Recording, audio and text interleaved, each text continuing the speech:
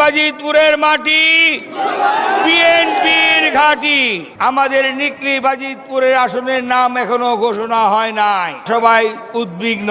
লোকমুখে শুনেছেন এখানে জোটের প্রার্থী দিতে পারে।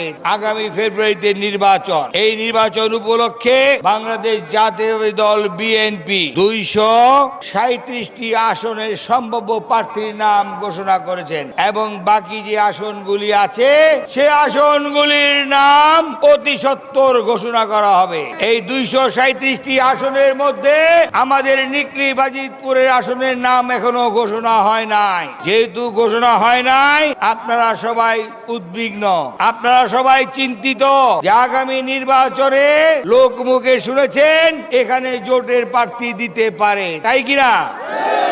তাই আজকে আপনারা এখানে সমবেত হয়ে কি বলতে আসছেন? একটি কথা, নিকলি বাজিতপুরের মাটি জিয়াউর রহমানের ঘাঁটি, নিকলি বাজিতপুরের মাটি বিএনপির ঘাঁটি, নিকলি বাজিতপুরের মাটি বেগম খালেদা জিয়ার ঘাঁটি, নিকলি বাজিতপুরের মাটি জনাব তারেক রহমানের ঘাঁটি।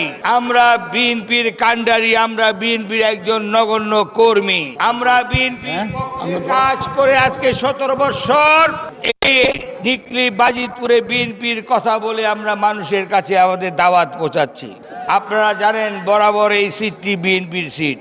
বাংলাদেশ জাতীয় দল বিএনপি ক্ষমতা আসার পর থেকে অদ্যাবধি এই সিট কারো হাতে যায় নাই। শুধু স্বৈর শাসকের আমলে বিনা ভোটে তারা আমাদের কাছ থেকে আসনটি ছিনিয়ে নিয়েছিল, কিন্তু মানুষের মনের থেকে এই আসন বিএনপির কাছ থেকে দিতে পারে নাই। আগামীতে ইনশাল্লাহ পারবে না।